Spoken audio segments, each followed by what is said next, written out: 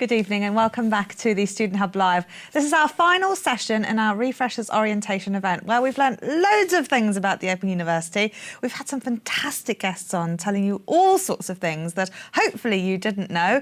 And we've been talking about sports science and the importance of biscuits and power naps, all sorts of things. And we've just had a really good session with Ruth McFarlane about managing study intensity and workload. And I was talking to some planetary scientists before on Skype. That was really fun. But we thought we'd end the show today talking about what is normal and benchmarking and setting expectations. Our next event's on Monday and we're going to take a look at assessment. But we thought this would be a really nice opportunity to sort of spend some time thinking about what you wanted to achieve. So we've got some widgets, these interactive tools for you to tell us what you think. On this module I want to achieve, there's a scale, 0 to 100. For my first assignment, I want to achieve 0 to 44 at various grades. I think my expectations are realistic, yes or no. I'd rather do well by my own standards or be above average in the group. And then we've got some other things like how are you feeling right now. So those word clouds, if you are new to the Student Hub, you need to put 3 things in them, otherwise your results won't submit. The multi-choice questions, all you do is open the widget, select on the one that applies to you, close the widget, and then when you've done that, you'll see everyone else's results as well. So there's lots of things to get busy with on the widgets and also in the chat where HJ is going to feed your thoughts and comments into our session. Well, David, welcome back. We had a brilliant session earlier. Thanks, the students really love you because you're so down to earth and you really inspire us and make us think we can do it, which is a brilliant thing. So, what is normal and why is it important to even think about what we want to achieve? Well, I think it's really important because one of the problems being a student is that there's all this pressure on you. A lot of it's self-inflicted, but there's pressure on from family, from friends, as I say, from yourself, and you're going to a university. And you kind of think, this is how I should be, and this is, I have to do well, I can't fail. Facing lentils and everything. Yeah, absolutely. And you know what? Forget about that. I really think we could throw all this out, really, and start again by saying, you're in charge. We talked about it a bit this morning. Be in control, find your own way through, the jungle, construct your own pathway, and do it your way. Now, if that means that you want to get 100% in every essay and you want to get a first, a distinction and a PhD by the time you're 25, I would say, you know what, take your foot off the gas a little bit. Because we were talking, Lisa and I were talking outside about, you're on the fast lane on the motorway here and you're going to miss everything. All you've got is this speed and it's all blurry. You want to get off the motorway, just stop and have a cup of tea, because you might see something of interest. Or, sorry, this metaphor is going to run out of steam in a minute. It will. But, you get on a bike and really begin to enjoy. I think, and it took me 4 years as a student to realise, I was missing so much.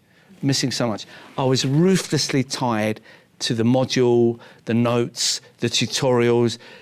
My tutor was God. All my other students were better than me, yeah?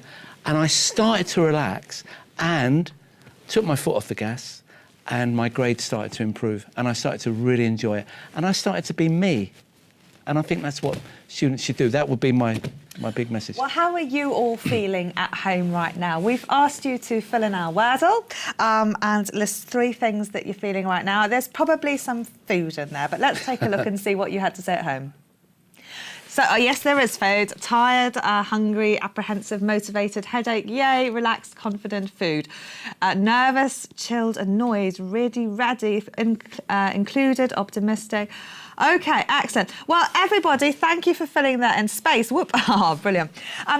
If you're feeling anxious, if you're feeling nervous, if you're feeling anything negative that we can try and do anything about, this is your last chance of this live session to ask us anything that may be making you feel anxious. So let us know if you've got any questions that we can help with. It may be something else entirely, because often, OU study is combined with a lot of things. And as you say, you can miss out on those other things through this determination to do well. If you go to an OU graduation, which some of our students who are watching tonight will be going to in 5 or 6 years, you hear stories from thousands of students who say it was the journey that was important. And like me, when they took their foot off the gas, when they started to really enjoy it and embrace it their way, as, dependent on their personality, their individual circumstances, they started to enjoy it. So, for instance, if you've got, we're all busy people. So we've got weddings to go to. We've got school gate to do. Biscuits to eat. We've got biscuits to eat. We've got so many responsibilities. And, it was so good last time, that last session, where, you find 15 minutes on a bus. HJ was saying he's doing that. These are crucial. When I realised I could take Wuthering Heights out of my bag, when I was studying in the OU literature degree, and just read 15 minutes, it changed everything. I didn't have to be sitting at my desk flogging away, writing all these notes. I could just enjoy it for what it is. Because Ruth said rather guiltily before that you don't have to study everything. And often, I'll say to students who may be saying, I'm a bit behind, I've got this, that on, the kids have been sick, whatever. We prioritise stuff and then we sort out a plan. And I say it's your degree. You can identify what you need to do to succeed, but ultimately all that content is still there for you. I really think you have to be very selective.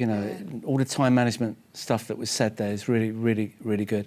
I mean, about 3 or 4 years ago, I was teaching a literature class at the OU, and if he's watching tonight, he won't mind me saying this.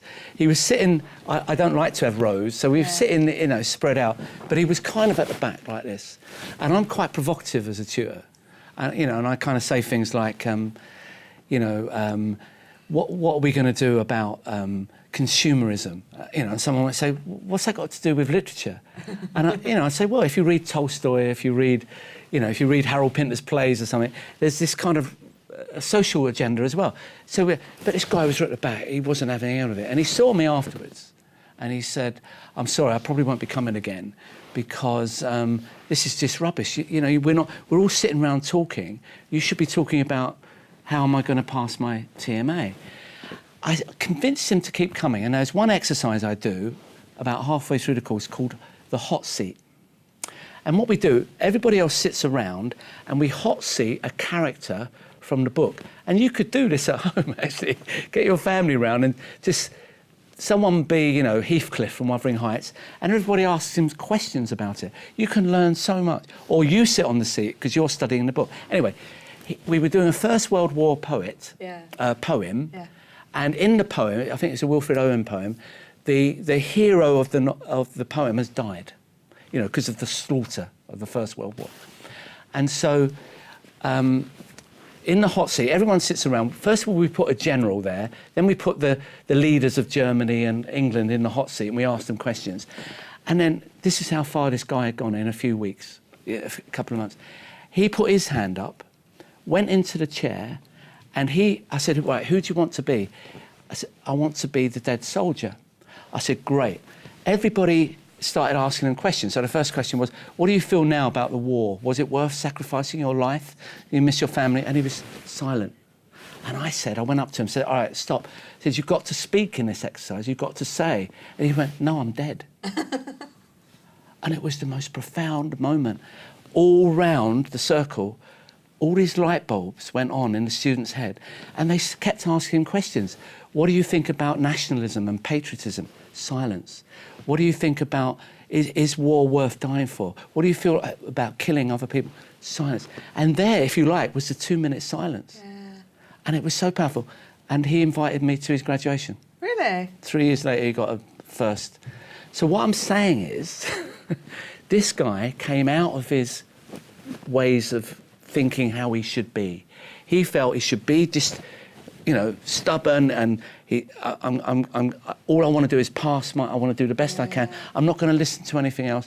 And by the end of his studies, he had completely changed. And that's because we encouraged him to be open to this stuff. It was amazing. Because a degree gives you all the content, but often it's the skills and it's the way of thinking that means that you can never read a newspaper in the same way. It fundamentally shifts your whole way of being. See how critical he'd become.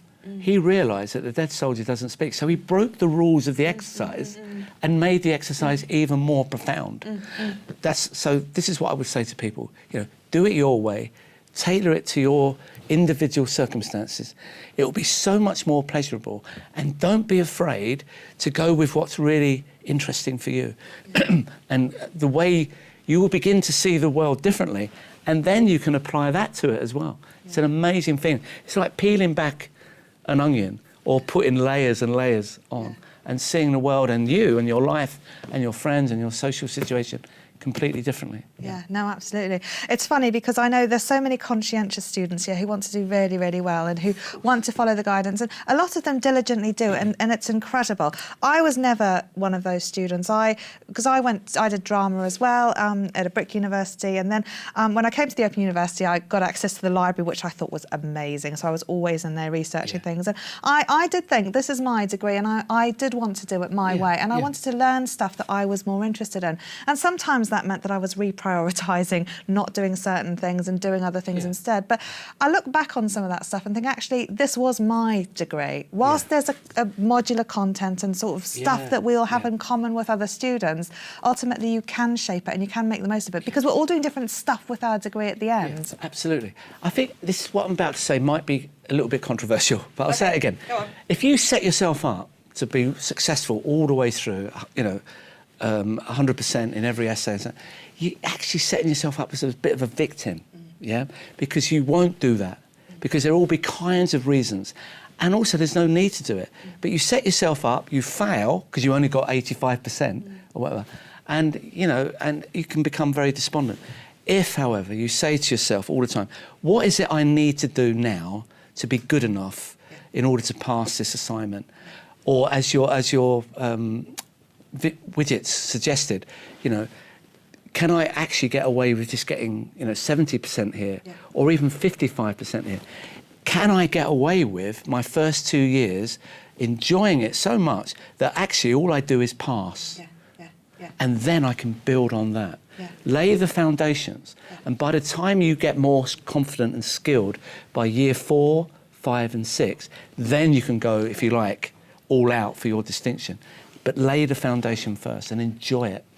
Because the benefit of year 1 and 2 and studying is that they're all these skills, and they're fantastic because a lot of them are so well constructed. If you spend time on them, you can end up writing really, really well. But some students might be forgiven for thinking, oh, I don't want to read how to write a paragraph. The referencing stuff, I don't like it, I'll just do a good enough job. And some of those skills give you such a solid foundation and again help structure your thinking, that you're really in an amazing space to be able to think, okay, I'm going to learn some stuff here about lots and lots of different things, but actually it's the skills that are really worth putting the time and energy into. We were also talking out back about, doing a degree can be a roller coaster. So you get you up, you get all the adrenaline going because you've got to get this essay in, you spend 3 days, tense to do it, then you send it in and you're down again. And then the mark comes back and it's not what you expected. What you're after, it's almost impossible to get. It's the same in life, isn't it? What you're after is a line, really. I think a line that maybe is going up slightly, but without these incredible ups and downs, it's just not worth it. It really isn't worth it because you'll miss everything. I mean, Amanda says you're making a lot of sense, and she's really guilty about setting her expectations too high and being disappointed. And I know when I always ask my students, what are you hoping to achieve? Almost as if it's a static question, I should ask, what range are you hoping to achieve? Because, you can't be a 75% or a 50% student. Not all the time, not when your mum's sick or your children off school with chicken pox or, something happens. So there are all sorts of things that can happen, and it's all about a state of flux, isn't it? I think so. And also, your last guest said something about don't watch the box set, wait until you finish the essay. I would say, you know what? Go and see Blade Runner tonight and enjoy it or whatever. Go and open up yourself to, and I'm talking to all students, whatever subject it is. I'm not a mathematician. I'm fascinated by planetary science, even though I'm not a scientist. I'm not just talking about the arts. I'm not just talking about the arts. Open yourself up to things, and you might see a really good drama on TV and it sparks something and it gets the juices flowing. It's all about truth at the end of the day. A few years ago, Karen, if I can say this, I put together a production of Educating Rita for the 40-year anniversary of the OU. I'm an OU tutor, so I played Frank, and one of my students on a foundation course in the arts turned out to be an actor. So I asked her to play Rita, and we toured all round. Wow. We went to theatres, community centres and so on, and it was supported by the OU, but we also went to some prisons, and we went to HMP Ford, which is an open prison, and a lot of the audience were people studying OU degrees. Normally, in our production, people laughed and really enjoyed it, even though it's quite a serious play as well. It's quite funny. All the way through this evening of the show, no one said a word. at the interval, we all, the production team and me and Lisa, we panicked and said, they're not enjoying it, what are we going to do? He said, no, let's just carry on. And we were going to do a Q&A at the end. Yeah. At the end of the show, we normally got really good applause. I have to say, sometimes people stood up and applauded us, particularly Lisa as Rita, she was brilliant. Nothing. They all just sat there like this. So we came back and did the Q&A, and there was this one guy all the way through it in the front row who kept looking at me, and I thought he might be quite dangerous, And I was a bit worried about going up to him, but I went up to him and said, you didn't look as if you enjoyed it. Did we do anything wrong? He said, it was the greatest thing I've ever seen in my life. He said, I did that. And I said, oh, you an OU student, you've been on like Reacher's Path. You know what he said? He said, no, I burnt my wife's books a few years ago. And this has reminded me about how I used to be and how much being an OU student, about being here, is making me change. And all the other prisoners all came around and gave him a great big hug. It was one of the most moving things I've ever seen. And this guy didn't even want to come to see the show. He'd put himself out there. He'd stopped driving in the fast lane, stopped being who he normally, in a kind of rigid way was, and he put himself out there. And the whole thing, for 50 people in the audience, for me and Lisa, for everybody involved, it changed our lives. It was amazing. Gosh, that's incredible. I mean, we want people to be open to ideas, and I think you're right. Sometimes when you're so determined to do a certain thing, you can miss out. But equally, it is good to be able to set expectations, and we did ask people what they wanted to achieve for their first assignment. So let's talk about how they might balance this and see what they had to say. What do you want to achieve for your first assignment? OK, so we've got a lot of high achievers, and we know, David, that people who come to Student Hub Live are very conscientious. We also know there are a lot of level 1 students here. So we've got 39% saying 74 to 84, 39% at 85 plus, and 18% in the middle. Nobody wanting to fail, which is good. Our fail rate is 40%. Yeah. So although, of course, you don't fail a module. So we've asked people that. Are you surprised by that? No. No, it's great. I mean, aim high. Yeah. Push yourself. I'm not saying don't do that. No. But I'm saying also enjoy it while you're doing it. Yeah. It's a real balance.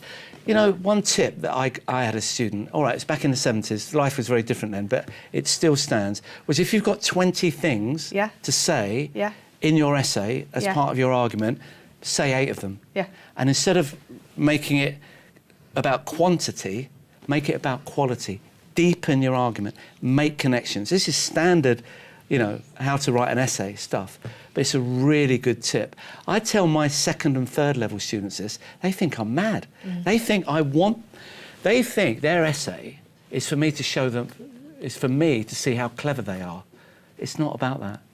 It's about for you to test yourself, push yourself, but to deepen arguments and make connections in arguments.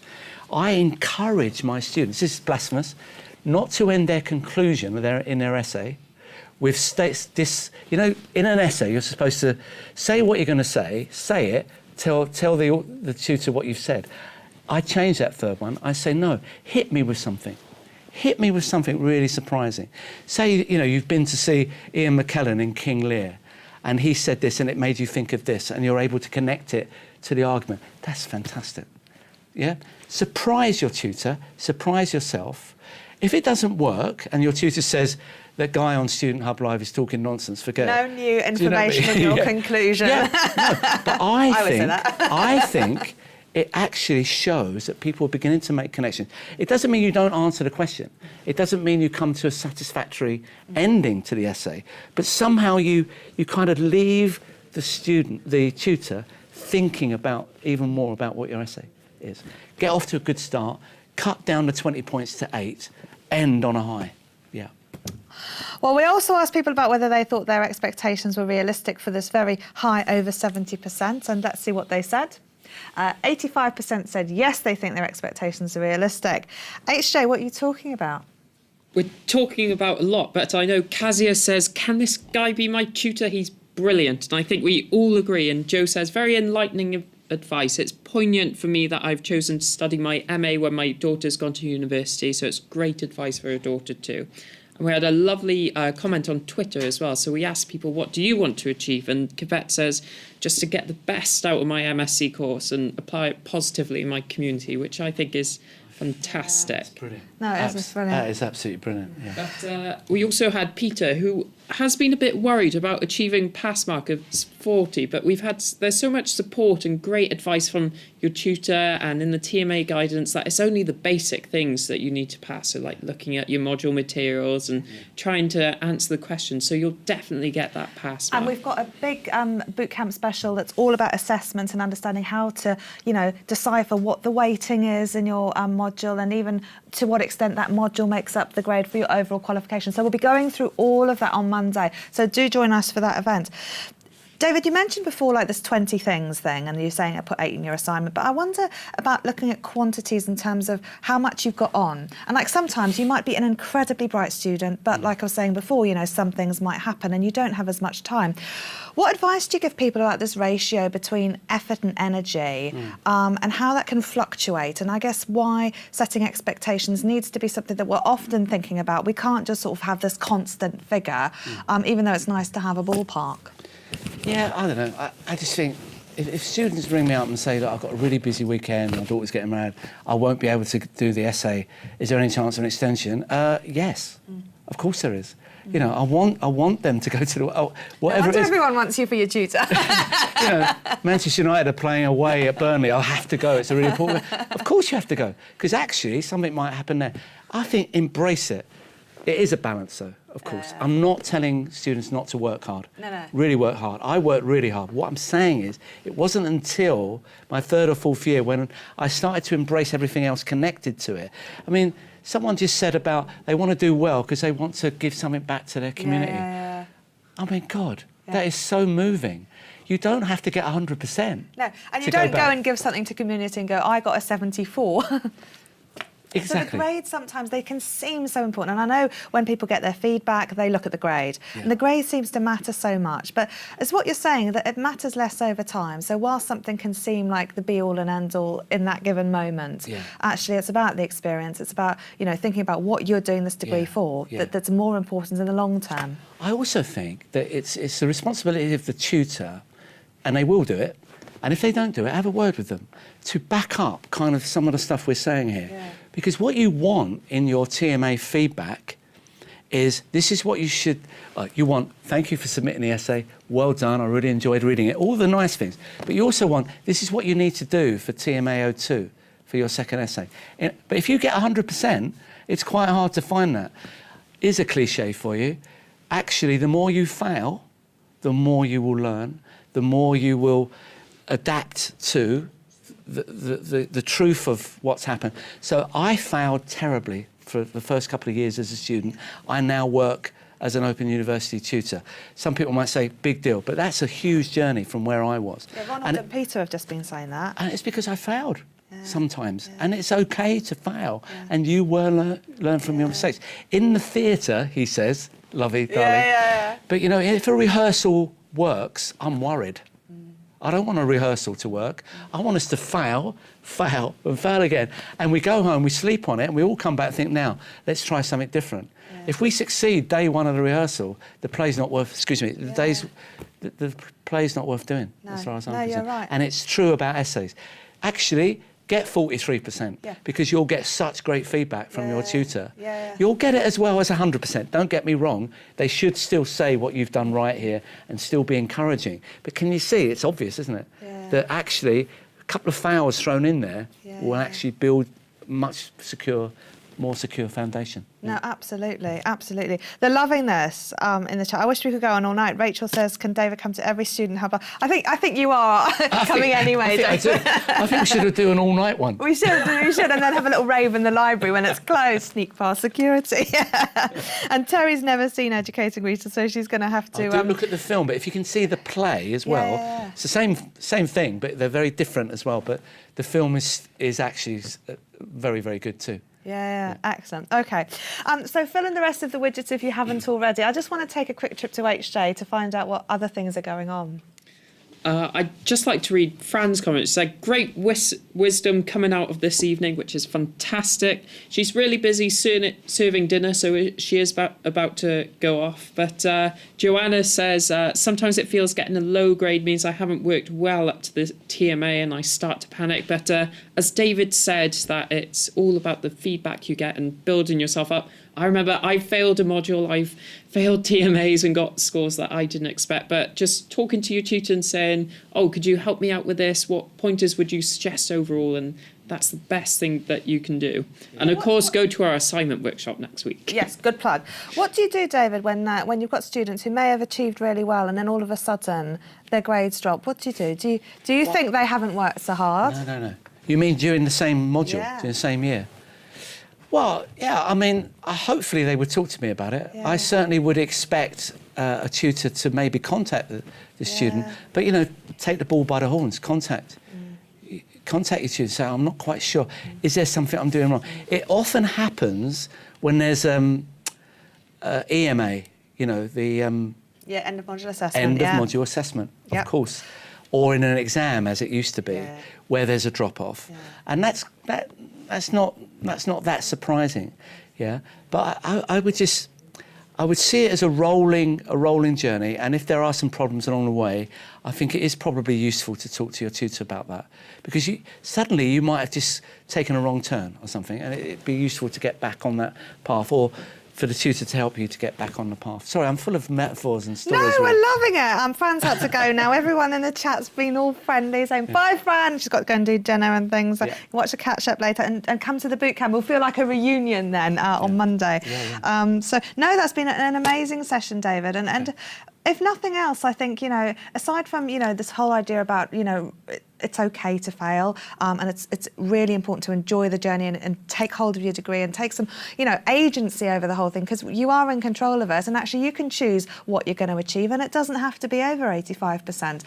So it's really important to create that space for students to think about. I think when you all get to your graduation, I think, and you know, the Vice Chancellor shakes your hand and says, well done. He's not saying well done because you've got to pass one. No.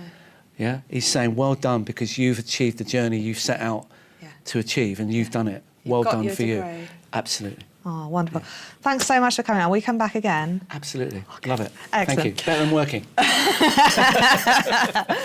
Wonderful. Well, that's all we've got time for tonight. HJ, what are your final thoughts? Well, I think, as always, we've had a fantastic time in the chat. Thank you to everyone who shared their tips and their ideas with me. I've put some of my favourites on on the board, and their study mugs and pictures. It's been fantastic. I really hope we can catch up next week and see how you're getting on when you've started on your assignments. But I'd just like to finish up with some comments as well. So we did ask on a widget if everyone's learnt something new today, and they have, and definitely Ronald, who's 72, an older student, and learning how to use emojis. Young Ronald. Young at heart, isn't it? But Ronald says you can teach an old dog new tricks, and we're really pleased that he's learned how to use these emojis, and we've had lots of smiley faces in the chats.